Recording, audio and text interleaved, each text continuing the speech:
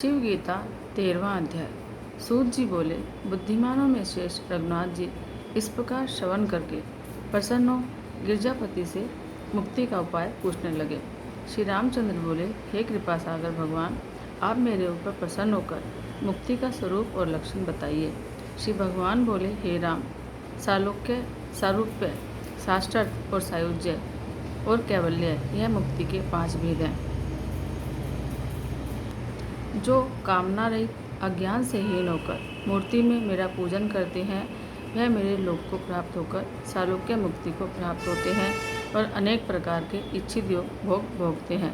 और जो मेरा स्वरूप जानकर निष्काम बुद्धि से मेरा भजन करता है, वह मेरे स्वरूप को प्राप्त होकर अनेक प्रकार के अभिलाषित भोगों को भोगता है। इसे सारूप्य मुक्ति कहते हैं। जो पुरुष मेरी प्रीति के निमित्त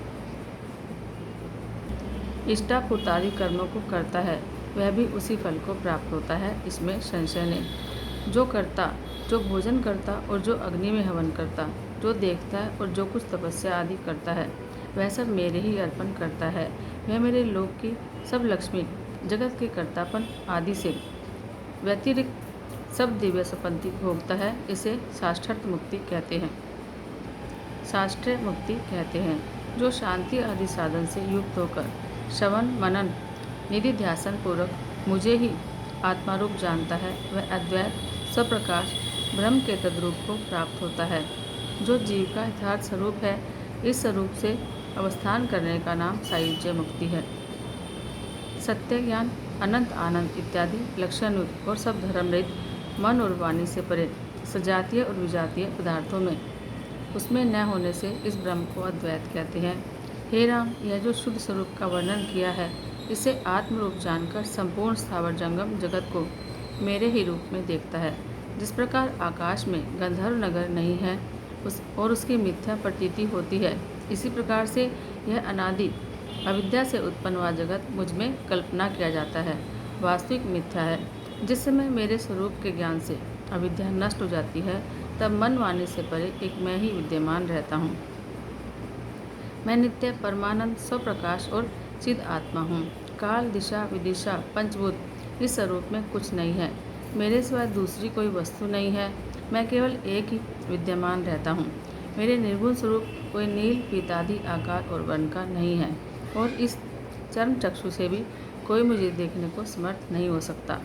जो कोई हृदय में बुद्धि से मेरे स्वरूप को जानते हैं, वे ही ज्ञानी मुक्त हो जाते हैं। श्री रामचंद्र जी बोले, हे भगवान, मनुष्यों को शुद्ध ज्ञान किस प्रकार से होता है? हे शंकर, जो आपकी कृपा मेरे ऊपर है, तो क्या इसका उपाय वर्णन कीजिए।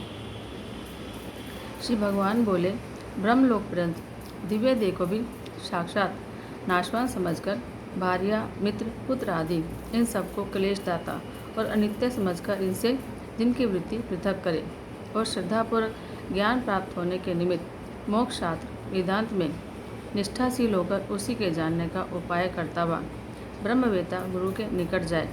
उस गुरु के आगे अपने हाथ में लाया हुआ पदार्थ रख के दंडवत नमस्कार करे, फिर उठ के हाथ जोड़ के इच्छित अर्थ का निवेदन करे।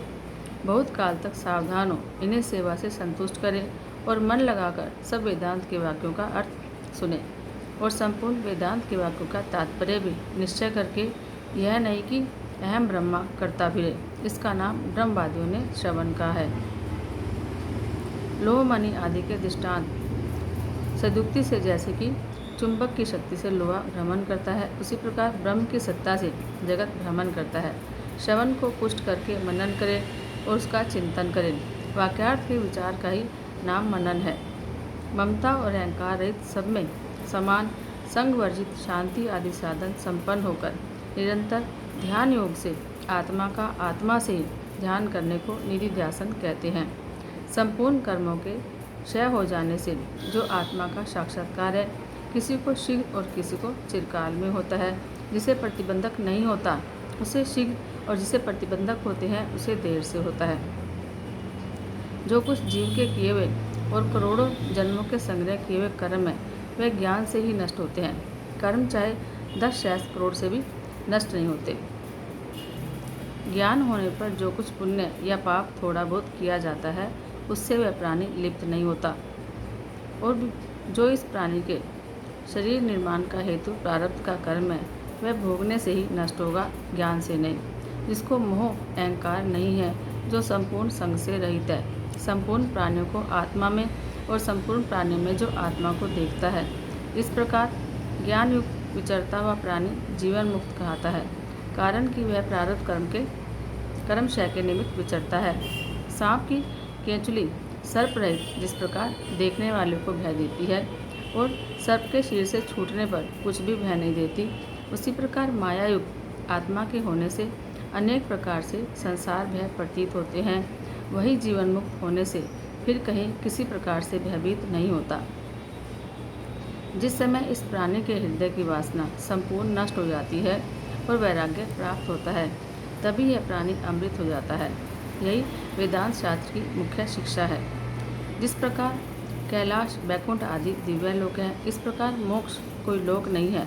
मुक्त किसी ग्राम अंतर का निवासी नहीं होता, केवल हृदय की अज्ञान ग्रंथि के नष्ट हो जाने से मुक्त होता है।